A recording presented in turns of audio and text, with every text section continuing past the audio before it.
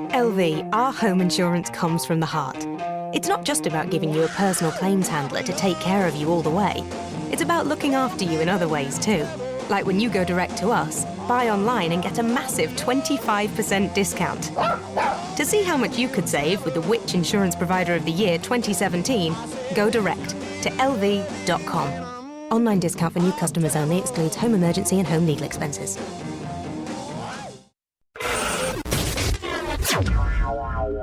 You're now listening to Gamertag Radio's E3 2015 coverage. This is Gamertag Radio, a Gamertag Radio exclusive. Let's get this started. Welcome to Gamertag Radio 487. This is your host, Godfrey, and also my co-hosts, Paris and Pete. We just interviewed Aaron Greenberg from Microsoft, and we had a great 20-plus minutes interview about everything. Press conference, the games, all the announcements, everything, man. And overall, before we start with the interview, overall, your feedback. I thought it was good. I thought Aaron was very honest about, you guys will hear it in the interview, but a couple questions that we asked. He was a straight shooter about it, which I really appreciated. Didn't dodge anything. Again, you guys have heard Aaron on here for years at this point, so he always likes coming on, and it's always a good time. So very appreciated. And Pete, this is your first time, right? Yeah, first time interviewing, Aaron. Actually, no, it's not. I was on with Aaron and Albert Pinello last year. But it was good to sit down and have him speak candidly from the heart. And you can tell, yes, he's in that position in Microsoft and the Xbox division, but you can tell he's got that passion, and he's trying to get that same passion translated to the community and the wealth of games that they've delivered here at E3 2015. I mean, it's shout out to him, shout out to everybody else, everybody else. Great show. You guys are going to be, I think you guys will be pleasantly surprised with everything that Microsoft is going to be doing. I'm looking forward to going home, turning it on, and seeing all the new updates. I want to go play. I'm actually interested in going home and playing with my old games now on the Xbox One. Yeah, I'm probably going to do the same too. I want to do that too. Yeah, you're in the part of the preview program. What about you? You're part of. Oh, so we're good. We'll play some old stuff. The preview program. He doesn't do anything but watch TV on that thing, though. That's true. You have no idea. Pete was like Oh, I freaking lost it. Now, I have to say this before we go into the interview and everything. We're at the Microsoft booth right now, here at the convention center. And there's a certain statue downstairs that Danny took a picture of trying to trick me, saying, "Oh no, Pears, I think Battletoads is real." No, it's not. Battletoads is not a game. It ain't coming. But there's a Battletoads statue here at the booth, which is just freaking hilarious. I'm excited for this PC press conference tonight. I know you're not, but I am, because I really think Microsoft has something up their sleeve tonight. So I'm dying to hear what it's going to be. Well, we're going to play now the interview with Aaron, and once we come back, we're going to talk a little bit more about the interview. Some pretty cool moments. So we'll be right back. This is Gamertag Radio. Voicemail 786-2737-GTR. Imagine having a chance to get tickets to see the Golden State Warriors win the NBA Finals or the Chicago Blackhawks lift Lord Stanley's Cup. At Score Big, you can get the opportunity to get tickets to see the games and shows you want to see from the rafters to the front row. At Score Big, you save on every ticket every day. That's where you should go first to check on tickets, even events and seats you think you couldn't afford in the first place. So, Pete, if at being a Laker fan of the purple and gold, when we get Jamil Okafor with the second pick here, right, you're telling me I should go to Score Big. Absolutely. So there's a statistic that says 40% of tickets to events typically go unsold. And the typical cost savings for Score Big customers are on average of $80 per purchase. So you can have an opportunity to get tickets for the event that you normally thought you wouldn't have access to by going to scorebig.com. So what you're telling me is, as a Tampa Bay Buccaneer fan, and now that we have Jameis Winston as our quarterback, right, when he takes us to the playoffs and I want to go to a playoff game, I can just go to Score Big. Absolutely. Just next time you want tickets to go see your favorite team, your favorite players, think big, save big, score big at scorebig.com. This is Gamer Tag Radio. Voicemail 786-2737-GTR. All right, so we're live here at E3 2015, and we have a special guest today, Aaron Greenberg with Microsoft. How you doing, man? I'm doing great. I'm just excited to sit down with one of my absolute favorite team and podcasts with some Gamer Tag Radio friends. Yeah, it's been a while. Been, a year? Over a year since you've been on the show? I've been in retirement. I've been working and not speaking. Less talking, more working. And so I'm out of hiatus. They've released the beast of this show. And so Greenberg is back. Well, that actually brings me to my first question. Your job has changed in the past year. Can you talk about your role at Xbox now? Sure. So I'm head of games marketing at Xbox, which basically means I have the greatest job on planet Earth. So my team, I have a great team of folks. We do all the marketing, all the product marketing for first and third party games. So whether it's third party partners we work with, like Electronic Arts or Ubisoft, or any of the first party studios, like 343 for Halo or Turn 10 for Forza, any of our published games like Scalebound with Platinum, any of those titles. Basically every game that comes on the platform, we get engaged on the product marketing side, and I've been doing that for the last year. And then we also are, along with the rest of the team, driving our global games events. So we're kind of exec producing, if you will, E3. It's our first year back doing that, so that's been kind of fun too. I know you mentioned to me the other night that you were involved with a press conference. I think this was like one of my favorites so far ever.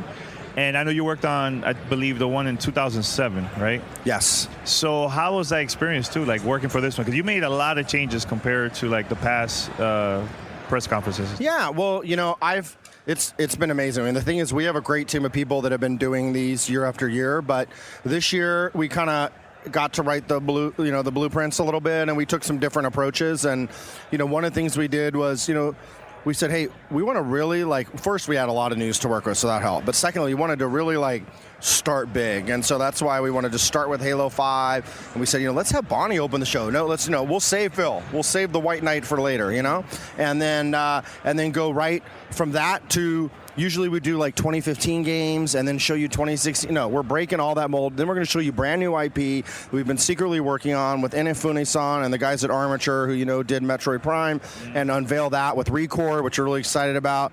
Then Phil Spencer with Back Compat, and then the new Elite wireless controller. We just started there. So hopefully we have your complete attention by that moment in time. If we don't, we're not the place for you. Very impressive, let me tell you. Very, very impressive. Another thing, too, I noticed that you guys invited a lot of the fans to attend the press briefing and also Xbox Fan Fest, and surprised them with badges at E3. I believe 500, right? Correct. How was that? You've been working on that for a very, very long time. And honestly, I'm not going to lie, I haven't seen that from Microsoft in a very, very long time. Yeah. So it's cool to see that. Well, thank you. And before you answer, I just want to add on to that. Last year, we got a chance to talk to Phil, and we basically asked him the same question. Hey, what happened in 2007? Where was the community engagement, everything? And it seemed a complete 180 this year on what you've done. And it was, for me, as a gamer, being a part of the community, seeing Xbox from the beginning, everything I've been able to see, I was so happy to see that. I can tell you from firsthand experience, there were guys and gals out there that we got a chance to talk to last night that just over the moon excited. That's awesome. They felt like they were part of the process. So, I mean, what are your thoughts on all that? Well, that was, to be honest, was the big idea. It was frankly a dream I've had for many, many years, and we kind of rallied the team with this idea to kind of put together this fan fest. And E3 has always been closed to the fans, and to me, I've never really liked that because we do all this work for the fans, and I have a lot of passion for our fans and our community, and I've been coming on Gamer Tag Radio from the early days, and no matter what the size, you guys are kind of a big time show now, but back in the day, no matter the size, the podcast, whatever, it didn't matter to me. I cared. I wanted to engage. I wanted to hear from fans. I found sometimes the best feedback, the hardest core of the fans were folks that were just doing their own community things. And so that was kind of the roots of it. And then building that over time to say, how do we let these people participate in E3? How do we actually create the greatest week of their lives? I mean, personally, if I could make 500 people have the greatest, this may be one of the greatest things we've ever done in my career personally. And so I got so much joy and satisfaction from this. And I will tell you, Phil Spencer, Yusuf, Mehdi, Mike Nichols, all of our senior leaders on the team rallied behind this idea in a big way. costs us more money to do it. They help support it financially, and so everyone really believed in that. We are a fan-first team. We love our fans. We do this for our fans, and to see them, we had over 400 people slept out overnight. I mean, there's not a lot of products, there's not a lot of industries that people would do that. The gamer passion is so strong. I mean, it may frankly be unmatched. And so to see that and then see them walking the floor. I mean, we worked with the ESA to get special permission to get the 500 badges. So it was a huge team effort, a lot of work, but really, really exciting to see it come together. Tonight, we're holding a big event with Twitch. We're doing an esports celebrity challenge with them.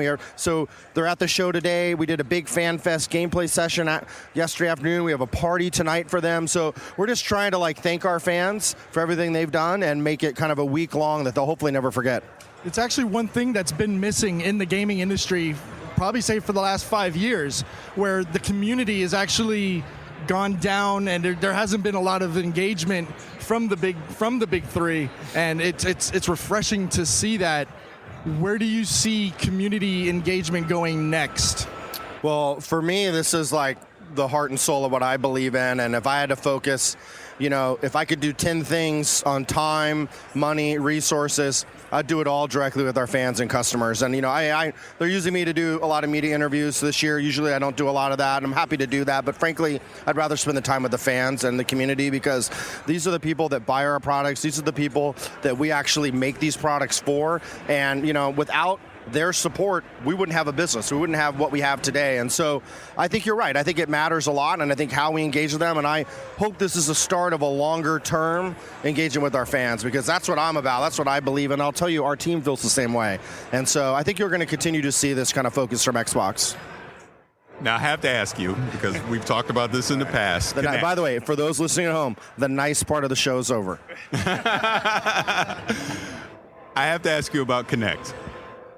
I have Kinect in my house. Yes. It works enough that my wife is engaged. We're all using it.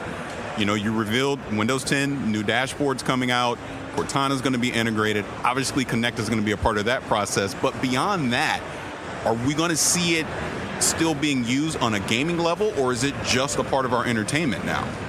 Well, first, I want to let you know that we made a feature in Kinect specifically for you and your wife. You asked for the boot directly to TV.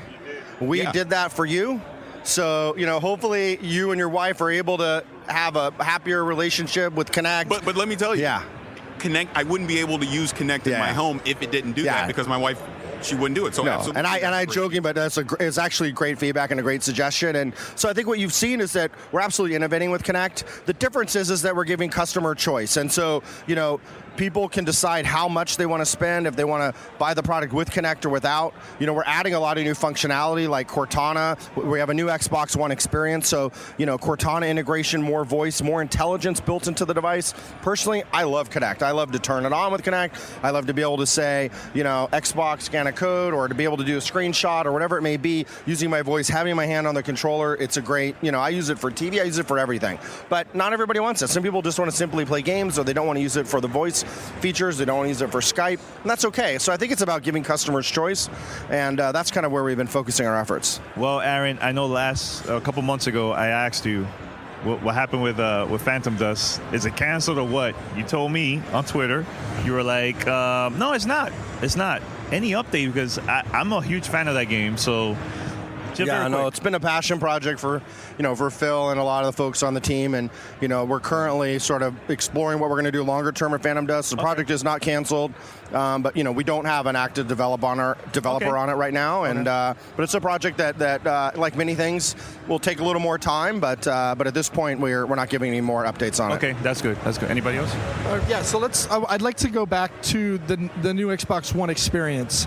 I know you guys unveiled it this week at E3. What is Microsoft doing to make it perform better? Because I know that there's been a lot of complaints with it not being as snappy as the dashboard from the original Xbox 360. Sure. The number one thing we did was not design not any of the new overlay features. It was all about speed. That was the number one thing the team focused on, was to make it faster. And that's because we heard feedback directly from our fans was, hey, we like the user experience, but we want it to be faster. So speed is the first thing. The second thing is that there's now a guide overlay that has kind of all the intelligence you're going to want. So it has your friends list, you can do party, you can do your settings right there in the guide overlay. So really having a really simple guide that can just do an overlay and allow you to get all that key functionality. Adding Cortana in is another example. And they have changed the design of it so you can get to more stuff faster. That's the sort of idea of the new Xbox experience. And like any of these things, you kind of got to use it to understand it. When I first saw it, I was like, ooh, I'm trying to understand. And then when I played with it and got to use it, I was like, this totally makes sense. And so I think the other piece is we're innovating and we're continuing to making the product better. And we have a history of doing this at Xbox 360, and now you're seeing we're doing the same thing with Xbox One. Now, you asked me right before we started recording if I'm still a console gamer, and I'll answer that and say yes, I am still a console gamer. Yeah. I think I'm tough on Xbox because Xbox in the past 10 years has been like my number one console to play games on, and I felt in the past few years, kind of took a step back, but I see the direction that Xbox is headed now, and it does excite me. I bring that up because I know the PC press conferences, as we're recording this, hasn't happened yet, so I'm sure there's things that you could talk about that you can't talk about, but Windows 10 integration, why is that so important on the Xbox platform, and why is the PC in general important to Xbox as a brand? Well, for a couple reasons. I mean, first is we're trying to build the best platform for gamers, and the beauty of this is that our architecture is all built on Windows, and so Xbox is built on Windows 10 infrastructure. We have the new OS that we're giving as a free upgrade. We expect 1 billion people to upgrade to Windows 10. So we think we're going to be able to have a huge platform for gamers. We think about what we're doing with VR, being able to partner with Oculus on Windows 10. Because we're streaming from your Xbox One to your Windows 10 PC allows us to use the Rift as a display device as part of that ecosystem story. We're also partnering with Valve on VR, who's going to be using, so like you start to see how this ecosystem comes together. At the same time, HoloLens is another example where we're doing mixed reality, also built on Windows 10. So the kind of long-term, like Windows is a very long-term investment that we think a lot of people will use at massive scale. And so how can we kind of think about that platform, that ecosystem more broadly, and how do we innovate across both? And ultimately, from a gaming standpoint, I think we have a real opportunity to kind of bring gamers together. There's people that play PC games, there's people that play console games, there's people that play both, but how do we really bring gamers together? And I think you'll see, Phil's going to start sharing a little bit more of what we're doing on that here at E3, and he'll definitely share more about that at Gamescom. And why partner with Oculus and Valve? I mean, that's kind of like your competition, though, isn't it? Or not really? VR and mixed reality and all that, for us, we really see this is super early days for that. So we don't know where it's going to go, any of these solutions. So what we don't want to do is right now, people are just starting to innovate. Even these devices are not even really brought to market yet. These new games for VR and mixed reality are just being built. We don't want to sort of say, hey, this is the one solution. We're only doing one thing, and this is it, and everyone needs to go and buy and adopt this.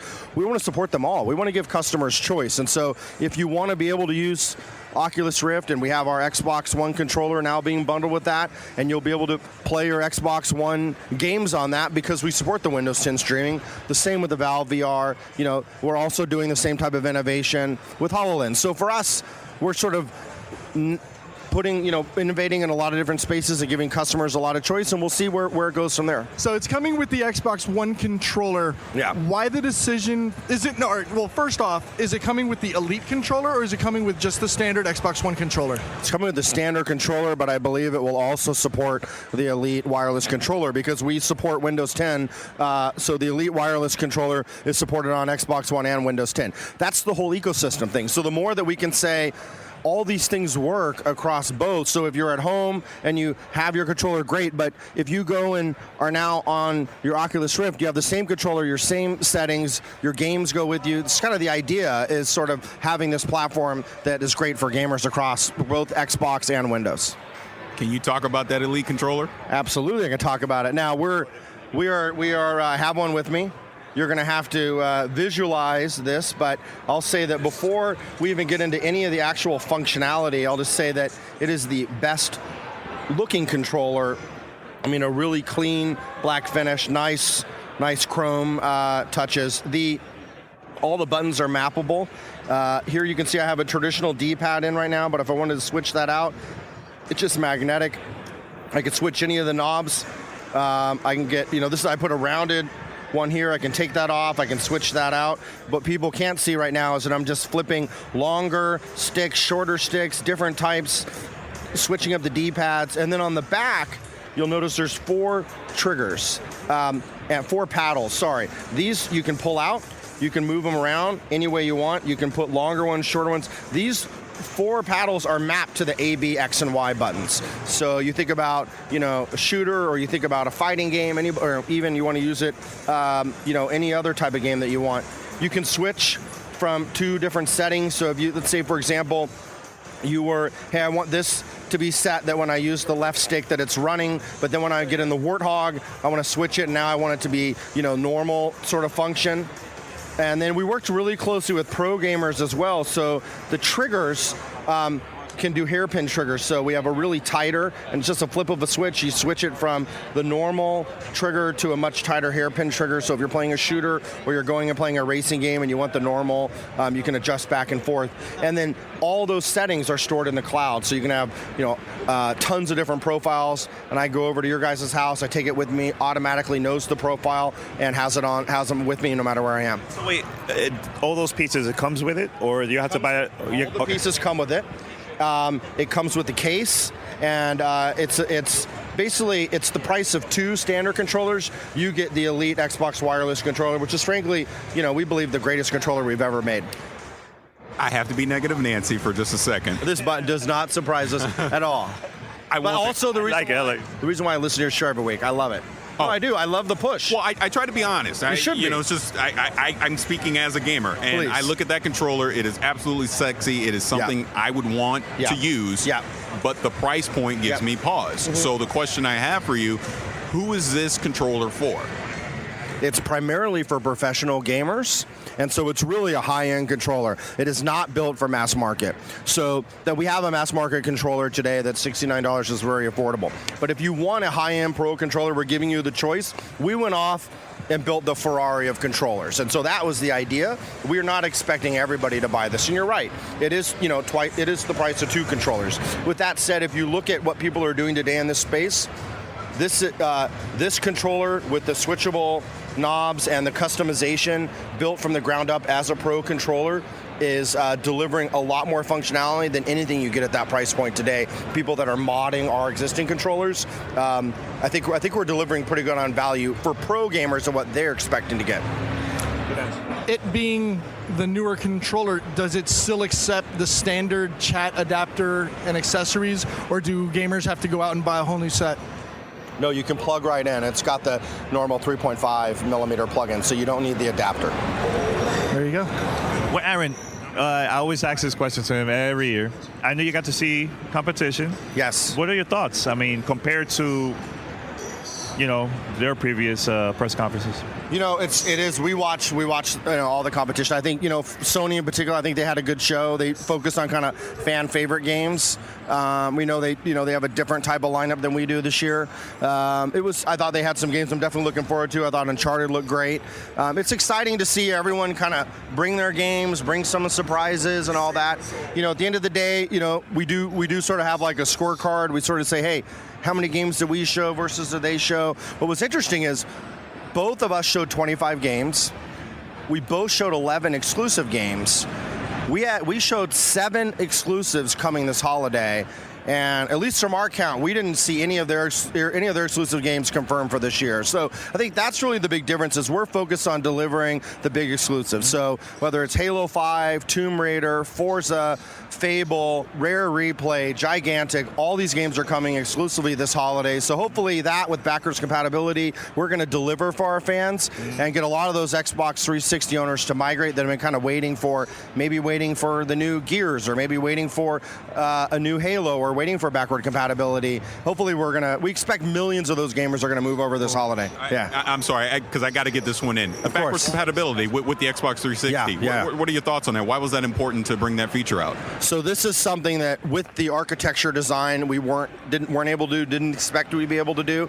But we have some of the best and brightest, software engineers, in the world working at Microsoft, and they went off and spent a lot of time working on trying to emulate this. And so what they're actually doing, have been able to do, which is an amazing breakthrough, is it runs an Xbox 360 in full emulation on the Xbox One. So the games actually think they're on an Xbox 360. And so that's brilliant for a lot of reasons. One, developers don't have to do any work for their games to be enabled. So if you remember with 360 backwards compatibility, we had to actually touch a lot of the games. And then the other thing is you're able to chat with people on 360, and it runs within Xbox One. So you can do screenshots, you can do all that. I mean, frankly, any game you're playing on Xbox One, think of all the other functionality. You can also stream those games to your Windows 10 PC, and so that will apply as well. Now, what that means is that we're going to have 100 games this holiday, and we'll have hundreds more in a matter of months. You're going to see the ramp up of those titles really fast. And so we want people that invested in a lot of these games on 360, whether digital games or on disc, to be able to play those games. And I'll tell you, we were playing around with the current preview build of it before we left, and when you go over and you see your games to install, it just starts showing all those digital games. You just click of a button, you can start downloading them. And so it's really I think it's going to be a great delighting our fans kind of feature when we roll it out broadly this holiday. And no charging. I like that. We will not charge you to play the games you have already purchased. Mike Ybarra said it well.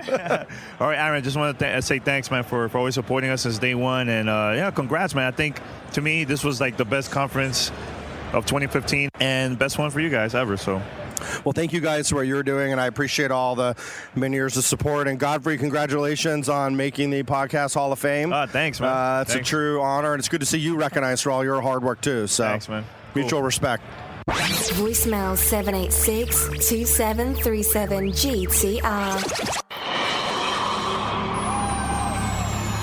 DraftKings.com, everybody. Baseball is in full swing, and you can be a part of the action all season long at DraftKings.com, which is the official daily fantasy partner of Major League Baseball. Daily fantasy means no season-long commitments, just instant cash and instant gratification.